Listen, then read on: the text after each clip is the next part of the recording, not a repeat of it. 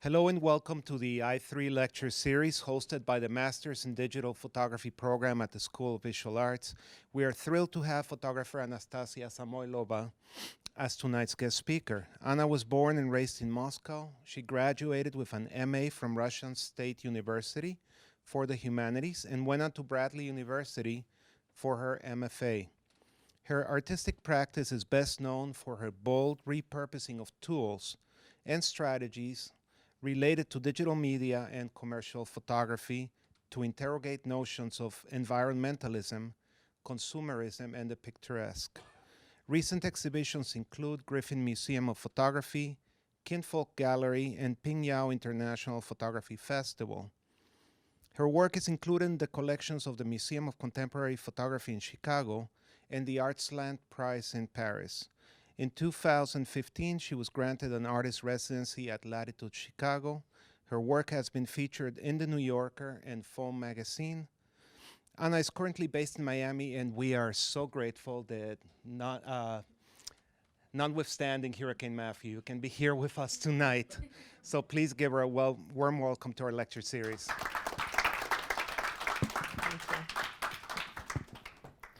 Thank you, Jaime. Is this working? Good? I'm good on sound? Thank you everyone so much for coming. I'm very excited to be here, and I'm excited that I have indeed escaped Hurricane Matthew. So I'm here to talk about my current project, and most recent project and current project, Landscape Sublime, and ironically I was escaping sublimity just a couple days ago. So today I will talk about this series. I'm going to intertwine my description of this project with some historic and theoretical context, with references to other people's work and popular culture, all of which are integral to this project. We will have time for questions at the end, and if you'd like to ask something while I'm talking, please feel free to interject, and just ask. My talk is somewhat scripted because English is my second language, and I just can't get over it. It's been 8 years that I've lived here in the States, but I'm very self-conscious about that. And my narrative is not very linear either, so I'll go from topic to topic like a conversation. Photography is both the medium and subject of my work. My background might explain a few things in this project. I didn't come into photography from any kind of traditional photographic training. Actually, even my MFA is technically in interdisciplinary studio art, not photography.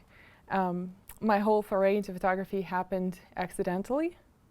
As Jaime said, I was born in Russia and grew up in Moscow. But a year before entering college, I was actually preparing to major in political science.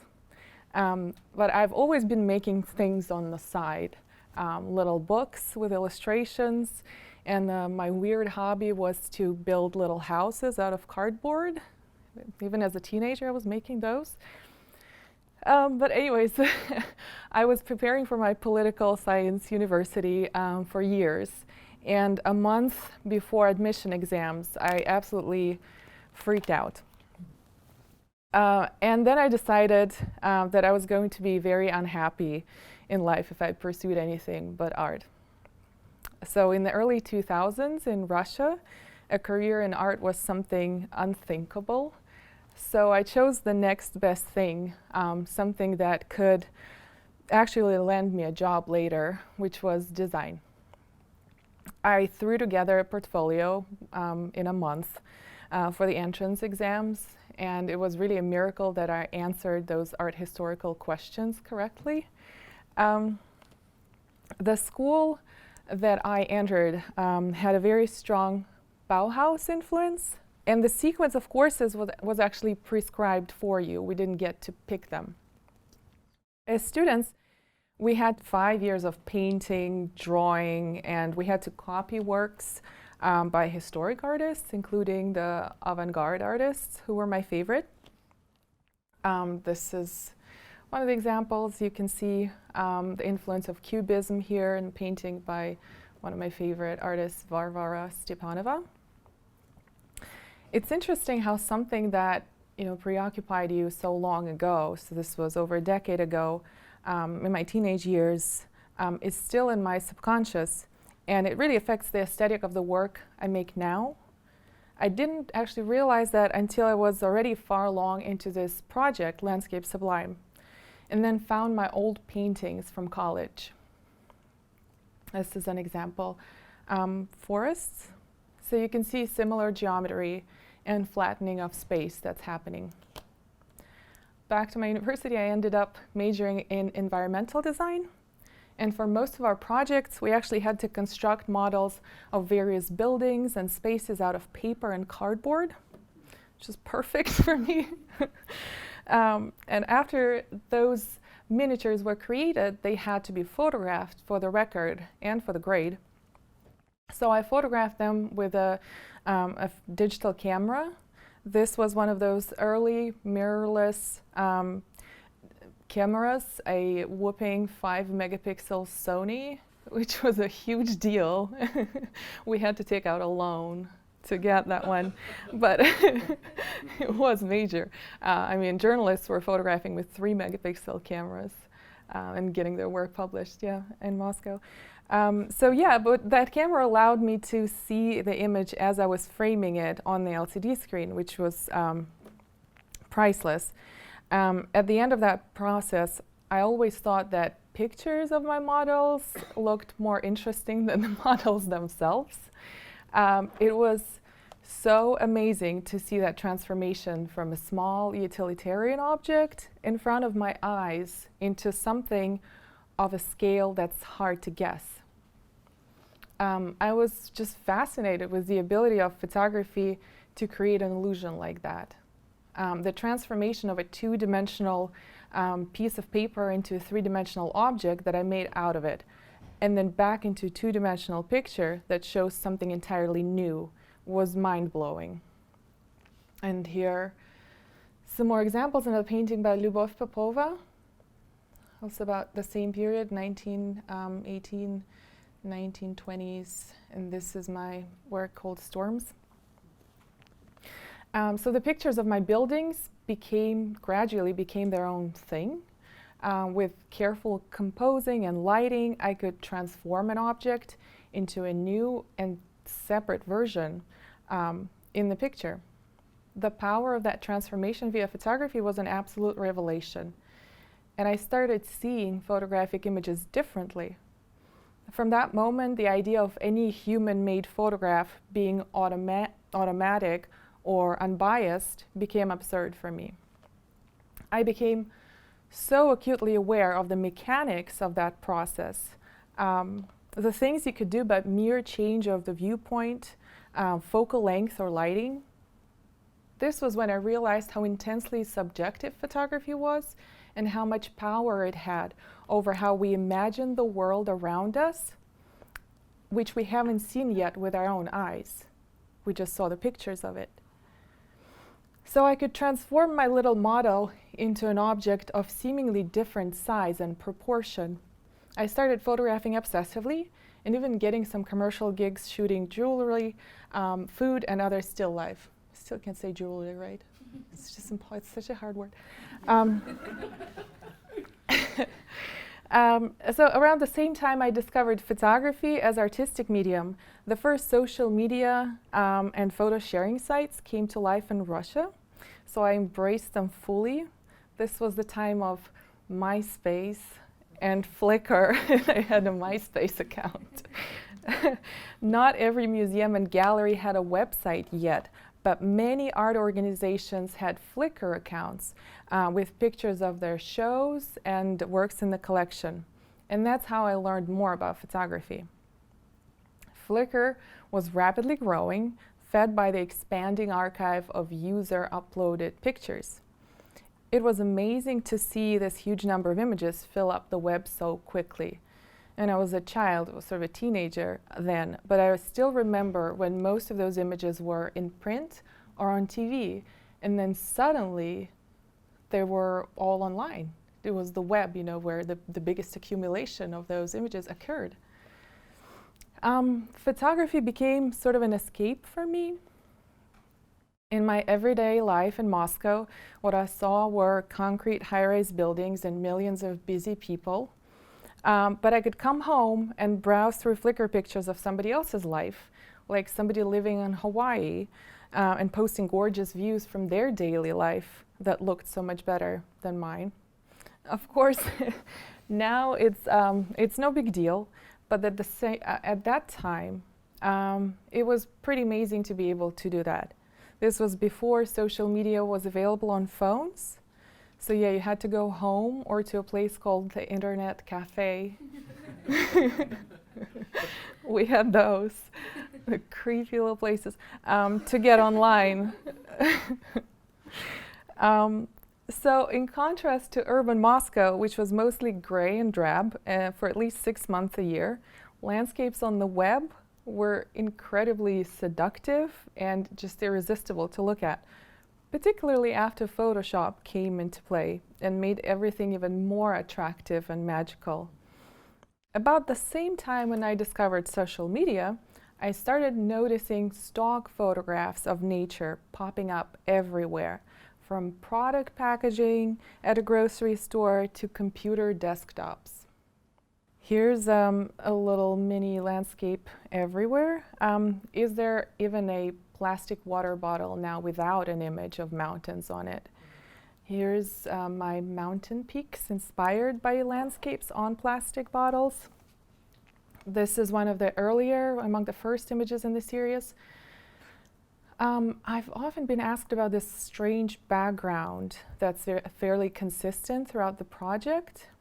And the reason is, I started this project at an artist residency, where I asked for an isolated space where I could light my sets without interfering with other artists' lighting. And then I got a space in the corner with a massive window, so full-size window. And it was window, table, me, and the end of it. So I had to really incorporate that window into it, and it worked out perfectly because it was boarded with anti-hurricane corrugated plastic, which is what the background is. So it's actually daylight right there. So my photographs are always backlit because there was sun pretty much throughout the entire length of a day in that spot. And then I thought that this plastic would become a perfect grid. It's like a grid onto which I would build my compositions, kind of like lined paper for architecture. Something that provides that structure and sort of visual element. So that grid provided the scale and also hurricane protection, because the area was prone to tornadoes, and there was a tornado there eventually. Landscape also inspires fabric patterns, and here's a little sampling of those. And here are some palm trees. This is my reality right now, that I live in Miami. So this entire project became prophetic, you know. Be careful what you wish for. I worked with so many tropical landscapes, and now I live in one. Here's my image called Tropics, which is a straight photograph of palm tree prints and studio props. Again, you can see that hurricane window in the background. Was the one before that a straight photograph too? Or they are all, yeah, all of them are straight photographs. Yeah, it's mirrors and gels, and I'll talk about that, yeah. Tabletop and window and hurricane production. Does anybody remember this photograph? Yes, yes. I know the photographer. Great, perfect, yes. Yeah, this is, you know, one of the most recognizable landscape representations out there. So it was taken in Sonoma County in 1996, before the area was converted to a vineyard. I remember it very well because it was on my first computer back in Russia. Childhood memories. And here it is more recently on Google Street View, the actual spot. See the difference? Yeah, and with the accessibility of image editing software, tourists and photographers made use of those tools. And skies became bluer and grass became greener, and everybody was expected to retouch their photographs now, including landscapes. Here's my photograph titled Greener Grass. So it's built out of pictures of grass and skies I found on public domain sites. The colors are very intense and often hard to print. I print in the studio. I have a little Epson printer. But I try to retain that intense saturation in the final image. The goal is to remain true to my sources. But I believe that my process is as much a collaboration as it is appropriation. That's because I'm not using copyrighted or authored images. My project is not really about the idea of authorship, but more the idea of an anonymous collaboration with image makers who consciously share those images for public use. I find my images on public domain websites, on Flickr under Creative Commons license, if anyone's familiar. So this is where photographers release their images to be not only looked at, but to be used somehow. So I use them, sort of feel like I give them a new life too. And free stock libraries. There are some microstock sites who have free little archives there of free images that you can take images from. There is no single trajectory by which I choose the type of nature images I use. It is mostly intuitive and based on what inspires me at the time. Sorry, are any of the pictures that you're using in the model that you then take, are any of them ever yours, or they're Oh yes, there are some mine. Can you repeat the question? Are any of those photographs I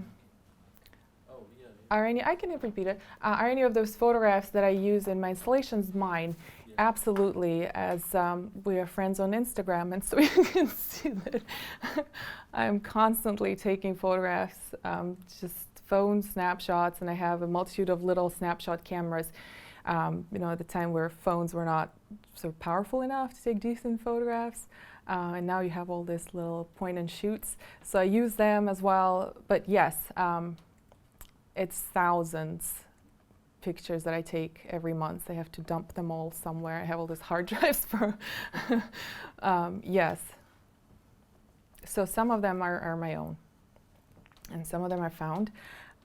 So, for example, what inspires me, it could be anything. This, maybe some of you remember the story, officially the most expensive photo ever, a 6.5 million, or at least it was advertised as a 6.5 million phantom in Antelope Canyon, a photographer, Peter Lick, Incorporated.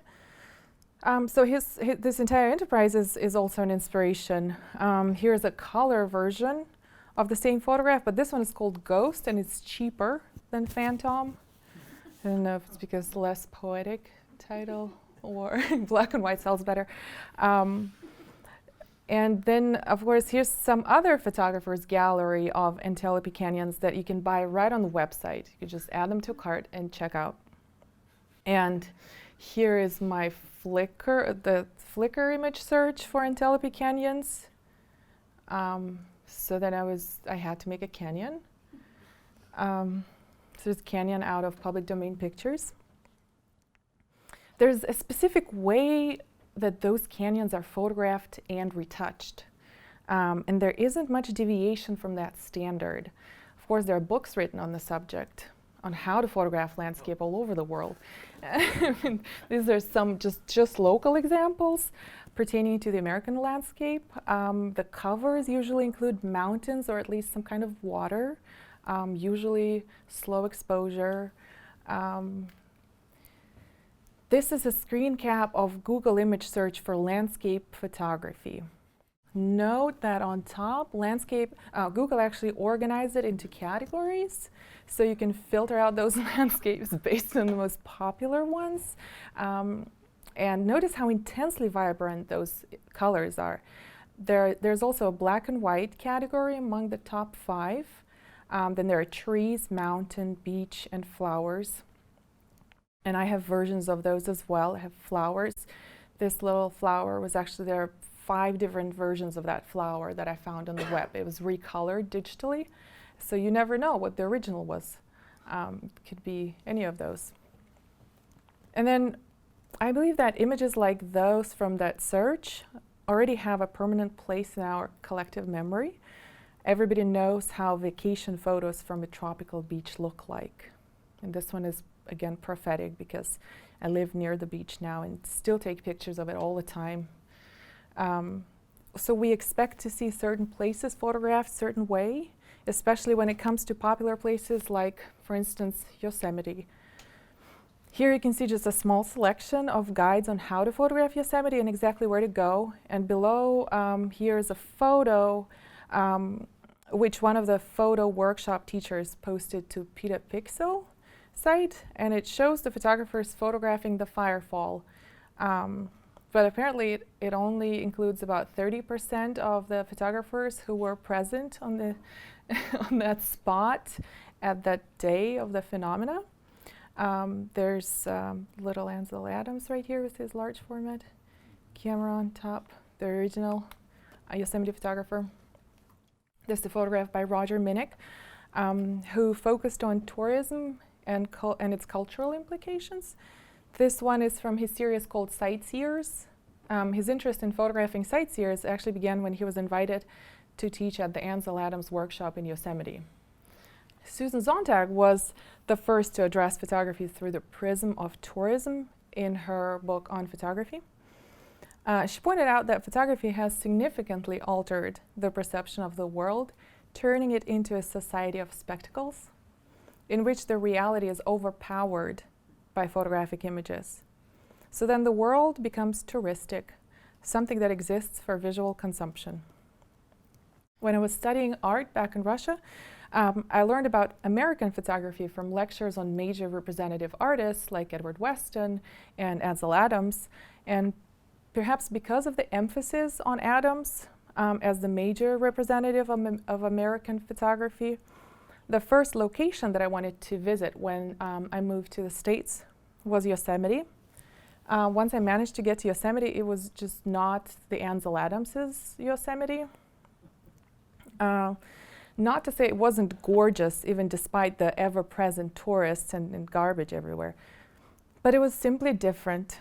First of all, it was not black and white. And second, it was just too chaotic. It was too 360. I just had a different Yosemite in mind based on the pictures that I've studied. So this is a color photograph of found black and white images of mountains. I also find it interesting that we still keep converting our images to black and white, even though the native space in digital photography is color. So yeah, my preconceived perception of Yosemite and the experience of the actual place just didn't match up. It wasn't less amazing, it was just a different place. In Landscape Sublime, I work with existing representations of specific places. I'm not interested in documenting the actual landscape, but I want to investigate the way we might imagine landscapes based on the existing images of those places. The development of photography and tourism industry was happening simultaneously, and it's kind of hard to imagine one without the other. The driving force behind such widespread popularity of photography was, of course, the first cheap camera that really revolutionized the industry in 1888.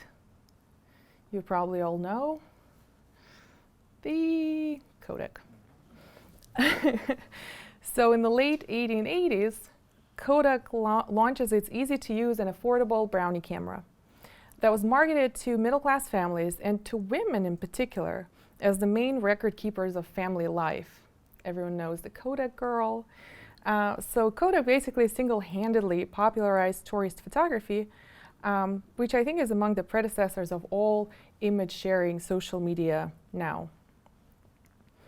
Among the memorable Kodak slogans is a catchy,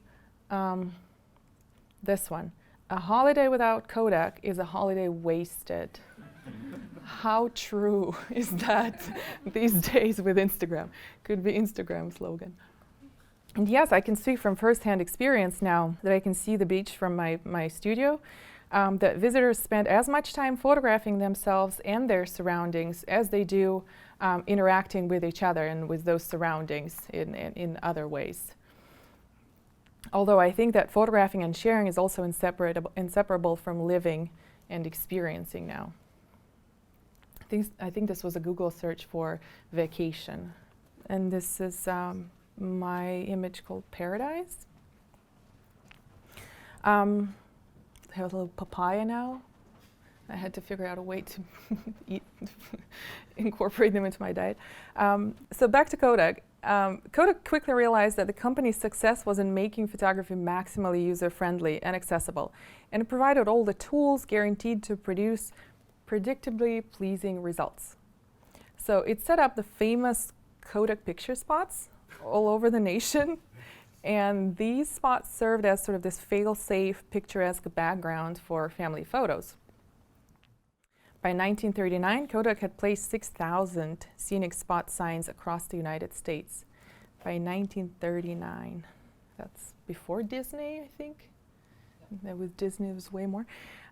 So with the invention of photography, visiting new places was now accompanied by the insatiable search for the picturesque, and specifically for the photogenic. And major landmarks were photographed from every possible angle, but also from the main angle, of course, the frontal view, or whatever side proved to be the most familiar. This is a series called Archive by Berlin-based artist Joachim Schmidt, which is really what it is. It's a straightforward collection of found snapshots and commercial photographs grouped by the subject they depict. Schmidt changes the context of vernacular pictures by presenting them as art. With this work, he emphasizes that photography is actually much more than art. There are all these other applications of photography that are largely neglected by the galleries and museums. He prefers a very democratic way to present his work in a book form, just simple, low-budget books. Here's another project inspired by this phenomenon of tourist photography. You probably know Corinne Vinet. These are images from series called Photo Opportunities. Vinet overlays hundreds of found images of landmarks with one another to produce these composites. When asked about what propelled her to start the project, she recalled her trip to Pisa in 2005 when digital cameras were becoming widespread. She saw tons of tourists photographing the Leaning Tower of Pisa and then wanted to check back home how many images ended up online, which was, of course, thousands. So then she started overlaying them with one another. This is one of my favorite photographers, Martin Parr. And you can see the performance that tourists put up with those landmarks. So why do people keep taking pictures if pictures of things they are about to photograph already exist? Going back to Sontag, she mentions that tourists taking pictures and suggests that these photographs help people to take possession of space in which they are insecure. So, do we take pictures to prove our presence? That's a rhetorical question among the many I'm going to ask, and I tend to ask those myself. The concept of replicating the same popular views is not new. It came to being way before social media. In the 16th century, Italian landscapes became so marketable that some Northern European artists, painters, who never actually went to Italy would nonetheless paint Italian scenes from imagination or by copying the existing paintings of Italian landscapes. Even though they didn't have the first-hand experience of the place, these painters had an idea of how an Italian landscape might look like based on the variety of artworks already available. And similar to that, having seen the existing images of popular destinations in postcards and on screen, many photography enthusiasts are eager to reproduce the familiar view. This is my flower fields. Again, I've never actually seen a field in the wild like that, only in parks. And the more popular the place, the more photographs of it exist. And the stronger is the feeling of familiarity with that. Since we are so immersed in images now, without even looking for a specific photograph of a certain location, we can imagine how those places look like. and then previously seen photographs come to mind and formed a unified picture in memory. That final mental image will be comprised out of the most memorable pictures that are most widely circulated or just so remarkably beautiful that they become more memorable. Also, you can test out that phenomenon by closing your eyes and trying to visualize something like lightning. Since we have seen so many images of lightning frozen in motion by cameras, we have no trouble visualizing the little branches that come off lighting of that main stem of the charge. But in reality, you rarely experience that. In reality, it's just a burst of light. And here's lightnings. Yeah, we rarely get to see that clear outline. I just want to ask you, Mhm. when you organize your work privately in your own archive, do these respond to larger categories? Do you have a whole category that's called lighting and another one that's called flower fields? Or can you, if you're going to get to that later in your presentation, that's fine, but I was just curious how the architecture of your project works. That's a great question, and it's relevant. Actually, the way it started, I will get to it a little bit and then remind me of that question so I can go back to that. Yeah, it started with philosophy, and there are certain examples in landscape in the 18th century that were used to illustrate the concept of the sublime in contrast to the beautiful. So there were categories for the sublime, like lightning would be the sublime category because it's fearful, and it's grand, and then something like pretty flowers would be just beautiful. Yeah, for instance, I've never seen an actual iceberg still, but if I were to think of one, I would imagine a sparkly, bright blue, big mass of ice, with clear blue sky of grand proportion. And that image is based on, it has formed from the pictures that I have seen on the web and in print that are associated with icebergs. Like the images from a recent story of a lawsuit between two iceberg pictures. An enhanced photo of iceberg was submitted to a contest, the one on the bottom left. Maybe you've heard of the story. And then a lawsuit followed when a photographer claimed that the original photo, top right, was stolen from her, enhanced in Photoshop, and then unfairly won something in that contest. Well, then it turned out the image was actually taken on the same cruise, from the same boat, from somebody who was standing from another woman who was standing shoulder to shoulder to the woman who won the contest. Yeah, and then took a long time to figure it out.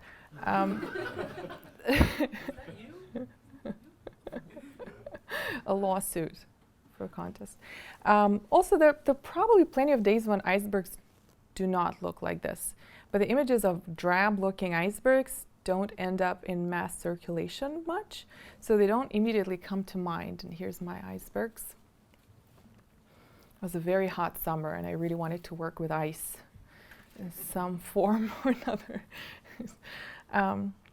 Yeah, I'm interested not so much in the actual landscape, but in the perception of landscape, the personal and collective idea of the environment, shaped by the existing images of that environment. Among the questions I'm trying to ask with this work is whether the large number of retouched, pristine landscapes creates a sense of false security and invincibility of the environment to changes caused by human activity. Will that imagined picture formed by the memory after seeing so many images trick our subconscious into denying what the reality might be? This is a photograph from a crowdsourced project, Alpine Observations, where people submit their photographs of different views. You can see the melting icebergs. You can see the progression here of the years. The landscape is, I'm quoting Wolfgang Sachs, is the construct of a society that no longer has an unmediated relationship with the soil. The concept of a mediated environment is important to the way I approach photography. Going back to where I started in photography, it didn't take me very long to understand that there's no such thing as a non-constructed image, or so to say, straight photograph. The process of assembling a still life, for me, is a metaphor for the memory that blends pictures of different elements of the scene into a sort of collage environment. When I think of a desert, I imagine the sand, the bright blue sky, and dark shadows in the dunes. And in some way, visions of anything are just a raw material for a kaleidoscopic picture that is comprised by the mind, which is the effect I'm trying to recreate with these compositions. The majority of images I see, I access via phone or computer. On the one hand, they seem immaterial, but on the other hand, a photograph on a computer monitor has a little, very small thickness, the size of the minuscule grid of lights that make up the screen. To emphasize the photograph's surface and edge, and most importantly its limits, I make the prints of each image, which I then use as building material. Printing out an image of landscape from the web creates just another copy of the original file, which can be altered in any way. And so I do that. This is mountain chains. I believe that with the actual landscape, a similar process happens when a photograph is taken. It becomes just one more copy of the view, taken from a static viewpoint, prone to manipulating and altering. Taking a photograph of an environment enables the photographer to reduce that environment to manageable scale, to tame and domesticate it in a way.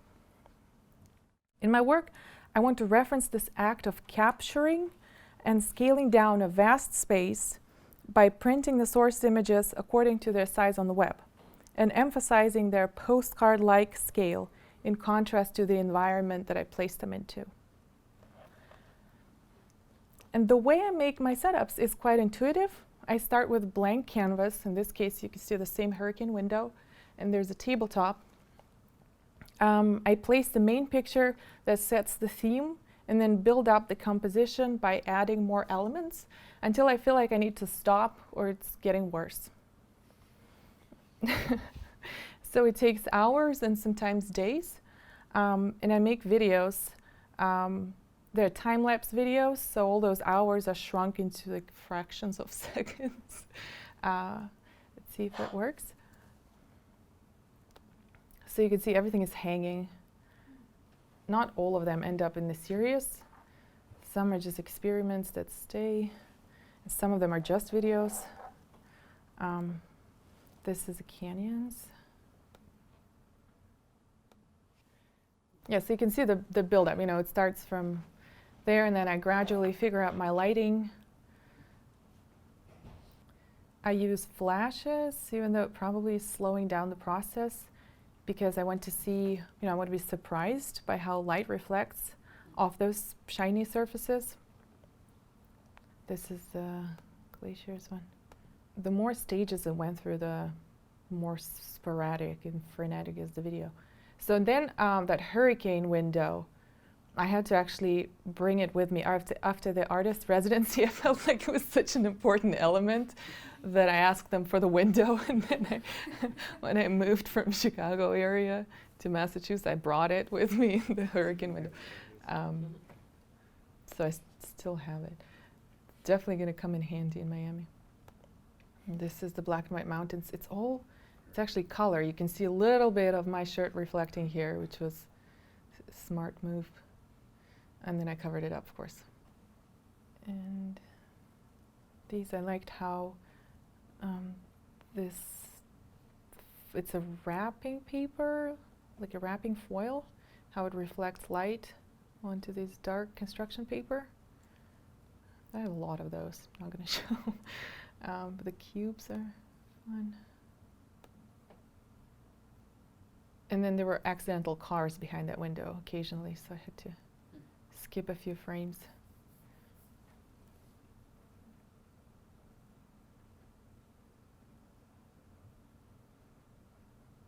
This one took longer. So yeah, on one hand, photograph faithfully records reality, but on the other hand, a photograph is essentially a combination of shapes and tones within a clearly defined frame, a rectangle. The photographic jargon includes the term landscape format as opposed to vertical one. By printing out the images in traditional rectangular format and then modifying them to accentuate the geometry of those prints, I'm stressing that a photograph is not defined solely by what it depicts, but also by its own shape and surface, as well as the context in which it's presented. The geometric shapes that those prints form are meant to further emphasize the calculated composition that's at the base of the premediated scenes in those original images. This is a photograph called Autumns. So at the core of this work are several conflicts, sort of unanswered questions, like found image versus created image, a straight image versus composited one, landscape versus still life, and natural versus artificial. Photographing the setups for me is not necessarily a means to an end, but rather a process of recording something that unravels with time, just like in traditional sort of landscape photography. In my photographs, the world is comprised of pictures. It's fragmented, folded, and distorted. At the same time, the constructed reality is sleek, and it's meant to be attractive. To achieve that look, I'm employing a variety of scenarios from advertising photography. So I use different little spotlights to bring out the detail. These landscapes turned objects are meant to be glittering and theatrical, like products in a store window during holidays. The internal illumination effect is the result of that backlighting, the hurricane window, and multiple flashes. The light comes from several directions, flattening out some areas and bringing out the three-dimensionality in others. So the goal was to turn the familiar, banal landscape prints into dazzling, desirable objects, at the same time suggesting the inherent irony of such collections. The lighting sort of had to be special. I'm pointing to the inherent ability of photography to seduce, yet distance the viewer from the view, and to present objects for visual pleasure and consumption, be it a human figure or a landscape. I think that every photograph transforms space in one way or another. So at least to some extent, a photograph creates a new construction of a place. The act of framing a photograph may already construct a new place. So photography does more than present places and landscape. It also creates imagined geographies. Or in other words, it shapes perceptions of place based on the images found in the collective archive. The images also create a certain expectation of an experience that can be had in those pictured places. So in my project, I'm investigating the area of tension between truthfulness and those imagined geographies. By the way, imagined geographies is not my term. This was coined by Edward Said, a critic on Orientalism. In the 18th century, a special device was used for looking at landscapes. This is called clawed glass, which is basically a blackened, a small mirror, slightly convex in shape. It has a dark surface, so you could hand hold that landscape, and this was meant to help artists and, well, at the time, painters and tourists find the most picturesque view for sketching and then later painting. In 1899, just a few decades after photography was invented, an edition of Photograms of the Year journal wrote that at the present time, there are probably more photographers than painters imbued with the true and indistinctive appreciation of the beauty of nature. Of course, compositions of those photo landscapes would copy paintings. Like here on the left, you see Nevada Falls by Albert Bierstadt, the painter. And on the right, you see Ansel Adams' image. Notice the framing, the composition itself, the foreground, middle ground, background. The picturesque is understood in relationship with two major aesthetic categories, which are the beautiful and the sublime. Back in 18th century, philosophers Kant and Burke take up and develop the idea of the sublime, particularly in the contrast to beautiful. For Burke, the sublime is present in grand and intimidating objects, while the beautiful remains with small and little pleasing ones. In these terms, Ansel Adams' photographs are sublime, while floral photography would be just beautiful. These are my cascades. And then I wanted to create the maximally flat image, and I made this one. It was also inspired by sort of multiple windows on my computer screen with all those images. So I wanted to recreate that effect and really flatten out the space in that window. This is Carlton E. Watkins. There's a lot of effort that actually photographers even nowadays put into recreating images to look like that. This is a sort of accidental find from 2013 as a photographer. And you can see this is a quote from their website. There's a lot of effort being put into doing this whole thing. So it's processed in Photoshop CC using new Tony Cooper's basic luminosity masking techniques, converted to black and white using gradient match, sharpen it using the Sharpen 2013 action Don Margulies picture books, and then tone it using curves adjustment layer using tone curve.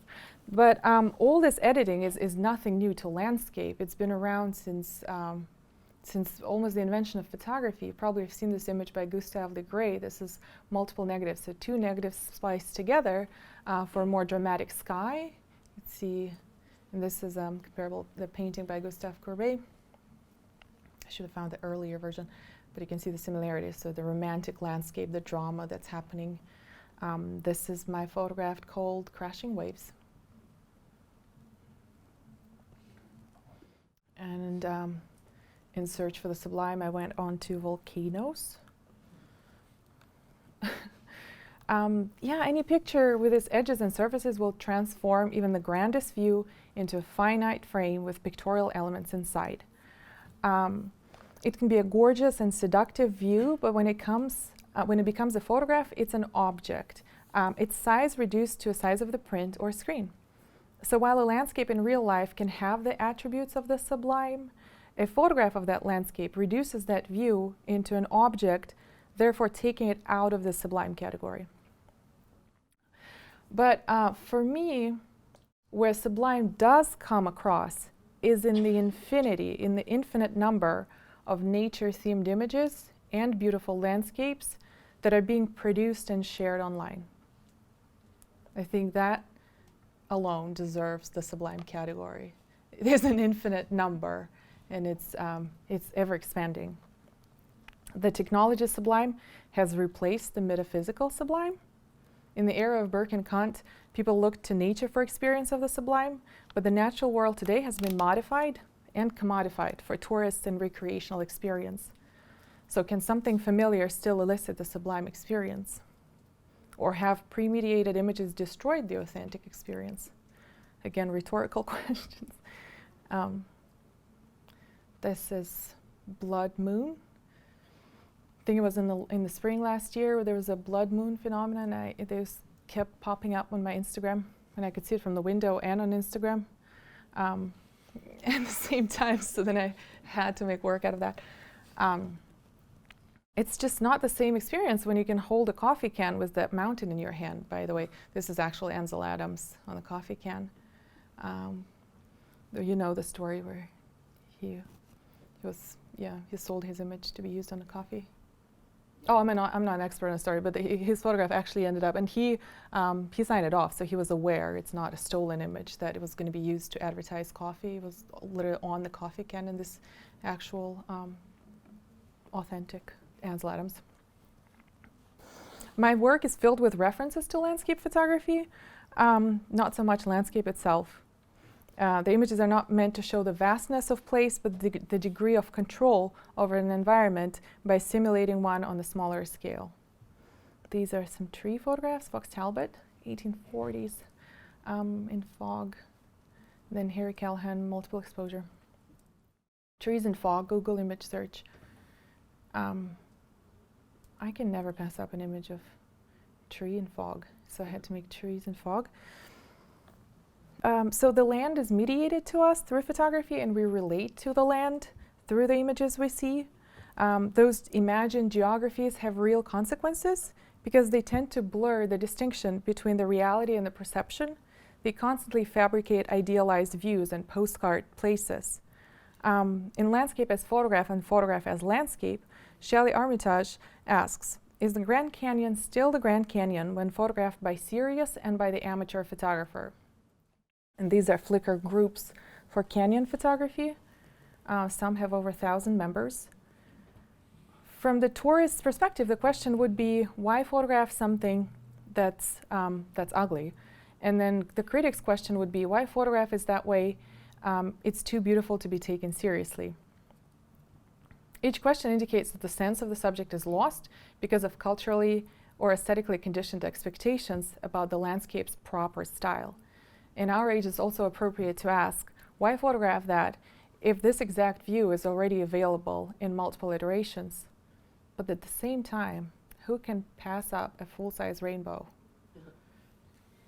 I always photograph one. If you see one, you just pull over. I wanted to share with you my big news this summer. My first book came out. Thank you. Thank you. It's a limited edition book published by In Between Editions. It is a limited edition book, and I signed all 200 copies of it here in New York, so they're available. And Stephanie Ammon, a writer based in San Francisco, wrote an essay for it. It's right here. So it's this little book. The publisher and I met at a conference, and it was so kind of like Joachim Schmidt. It's a very affordable little book.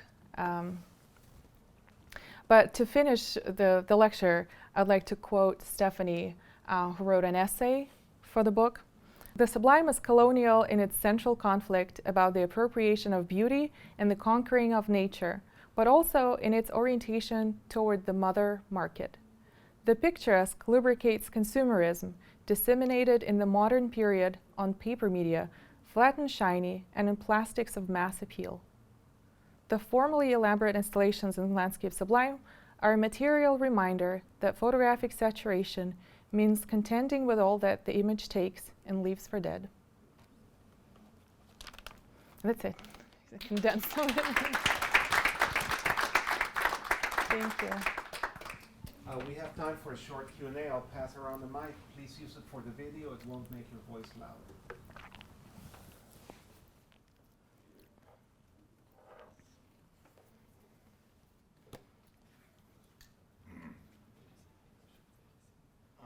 You talked quite well in your own experience about how all these images that you saw before you went out to the landscape kind of didn't match up with the landscape, and how they kind of affect your view of the landscape. How about your own images? When you've gone and made one of these, and then you go back out on a beach or go back out to where there are mountains, how do you think your own images change your view of those things? You mean my images from this series? These ones? Or my Instagram images? I really meant these images. These ones. Mm-hmm. Yeah. Well, I didn't mean it to be that hard. as I mentioned, I see any photograph as a construction. It's its own thing. It's, to me, never a reality. It's a constructed reality, regardless of how sort of truthful it is to the environment being pictured. And that changed when I was photographing those models back in college years. You could just see it right in front of your eyes, how lighting and composition and viewpoint changes the perspective on things, and it's the same with landscape. The place where I really noticed that was when I too had one of those little early point and shoot cameras, and you could like see the image on the back, and not only did it change because then you could like compare it to what you were looking at. And then when you press the shutter, it froze and it changed again, because at first it was a video and then it changed into a single thing like that. I'm trying to sort of think of what landscapes are going to look like after I've seen your work, which I really like, by the way. Well, thank you. When I go back out in them, because I'm a landscape photographer too, so that's a big part of what happens in my work, is that I'm really curious about how much the landscape becomes a different kind of experience after I've like photographed it and then gone back out to look at it again.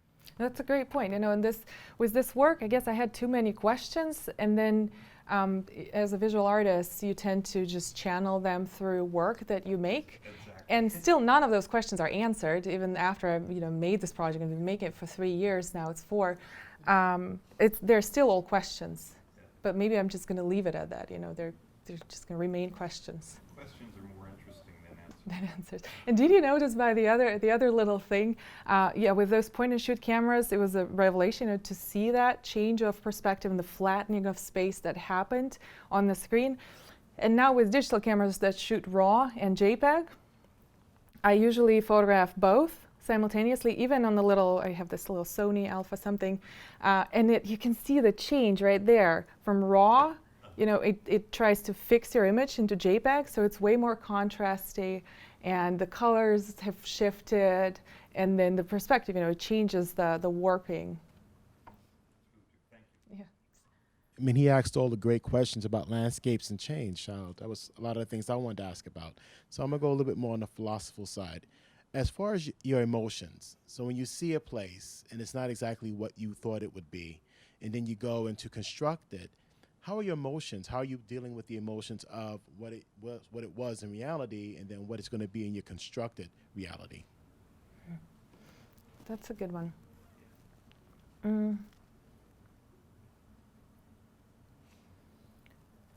I guess, well, it helps me, first the first step, the printing of those images. Well, I guess the first step is traveling. So I travel online and I look for those images, and that takes hours, and that's a very fun part of it. I feel like I've been to a place, like in that hot summer, I wanted to work with ice, so I sought icebergs and those mountain ranges that are covered with snow. So I'd find those, save them in folders, and then I sort of look through those images. It's an intuitive process, and then I print them out, so it does help me sort of domesticate them in a way and tame them. Now I can have them in my hands, I can hold those objects, and then figure out sort of the plasticity of those, figure out the geometry, and some of those follow the lines that are present in the images themselves, like they follow along the mountain peak. So there are different lines and shapes that I use. Try not to go overboard, but especially with mountains, they're usually vertical. And then I create that new environment, and that the creation is meant to be the metaphor for the constructedness of the original place. I don't know if it answers the question at all. It was partly that, but how do you feel? I mean, is it more gratifying in the Tell us how you creation? feel. How I feel, right. What type of tree would you be? Right, and I feel like now this is an environment of black and white mountains, which I think is more true to the genre, rather than going and photograph a mountain, converting it to black and white. So now there's its own thing. It's this environment, and then this is the paradise environment, and the forest. So it is sort of a fragmented space, maybe because it still remains a question.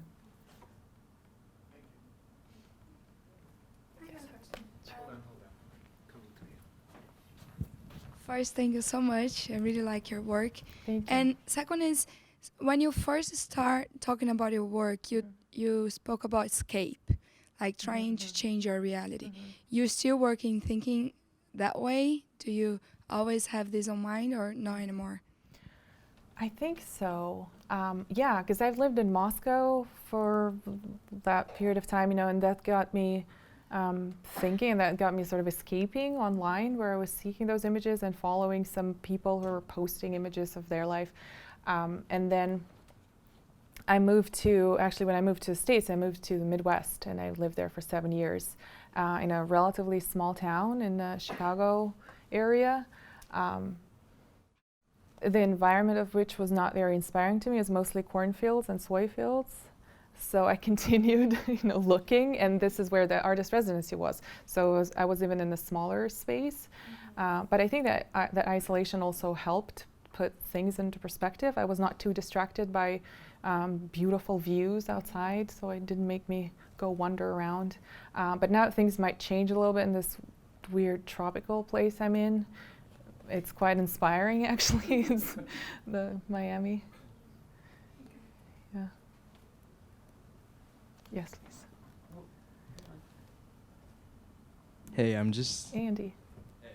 Hey. I'm just kind of curious why did you use Said as a reference? Because you just kind of never mentioned that before, and it's just kind of out of nowhere, because Orientalism is a book about like how like the West feel about something very foreign. Oh, that was just a reference to a term. So I don't claim that I invented a term that I didn't invent. Imagined.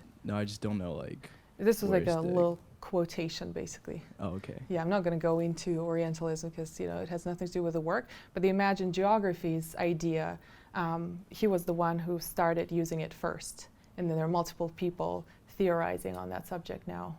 Okay, cool. That was. Did you have a question? Yeah.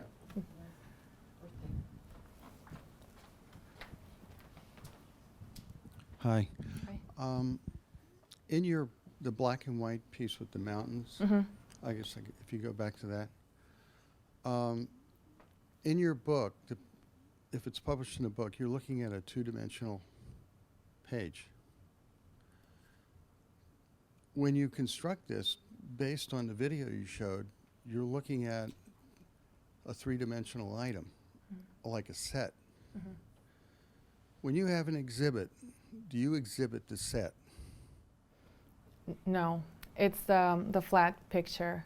Just the flat picture? Right, and the idea, it might change with a slightly different work that I'm making now. Have you ever considered Yes, of course, exhibiting the of course. set? Because I think it's really, I think it'd be actually more interesting to see the depth that you're creating in reality instead of looking at it in a two-dimensional format.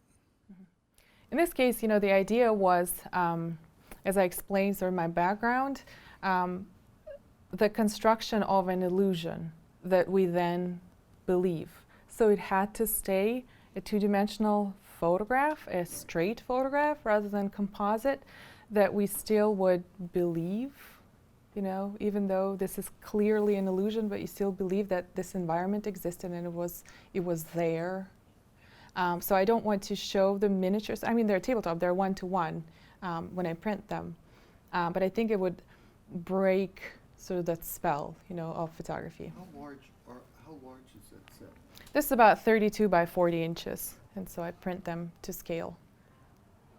I used to, actually, now that I photograph with a bigger resolution camera, but when I just started the series 3 years ago, I had to photograph them vertically in panoramic format, so I had to stitch 2 or 3 or 4 together for the resolution, which is ironic because this is how a lot of landscape photographers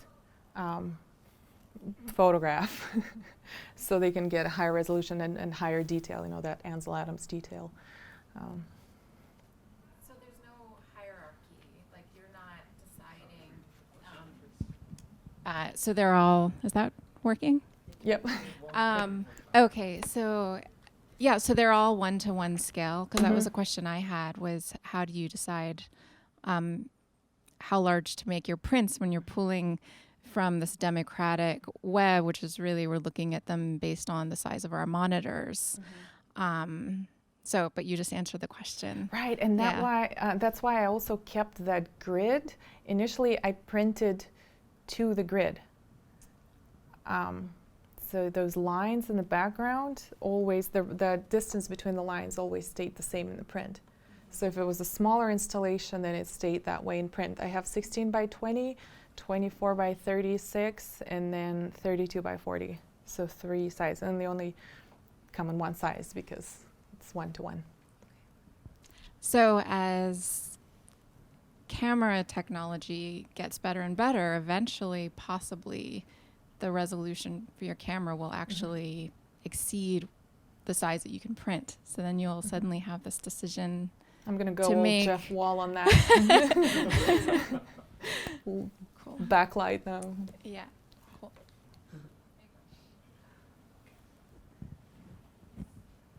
There's somebody has a question. I'm curious, your use of like this sort of, at least for me, it seems like very rooted in like cubism and like synthetic like collaging. I'm kind of curious like how you've, like your position on that and like your use of that in relationship to landscape, which is sort of the opposite of geometric. I just wanted to know if you could talk a little bit about that. Mm-hmm. Yeah, it is a way to emphasize the artifice and a way to fragment the space and a way to also sort of fragmentize this familiar representation of landscape. So that's why I'm sort of trying to shove landscape into still life, and I like that tension. And then some of it was inspired, by plastic bottles with mountains on them get eventually smushed together and you see the distorted landscape. So in the beginning, some of it was that. Sort of how those objects eventually deteriorate. And that's why I wanted to cut it up and sort of splice it back together. It's a pretty aggressive act, but it's also quite playful, like a child's play with cubes. It is both. It's complicated. Did you have a question?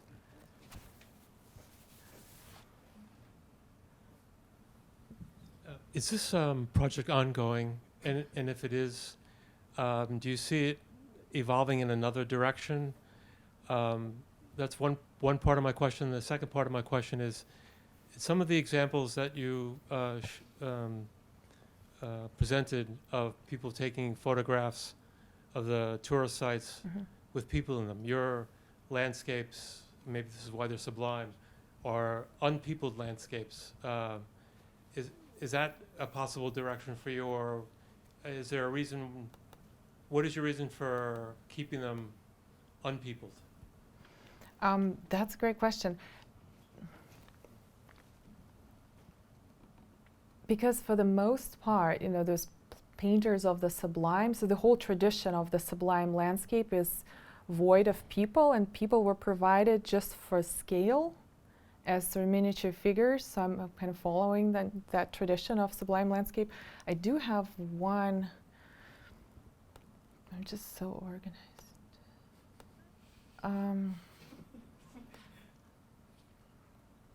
There's one here. I have a duck.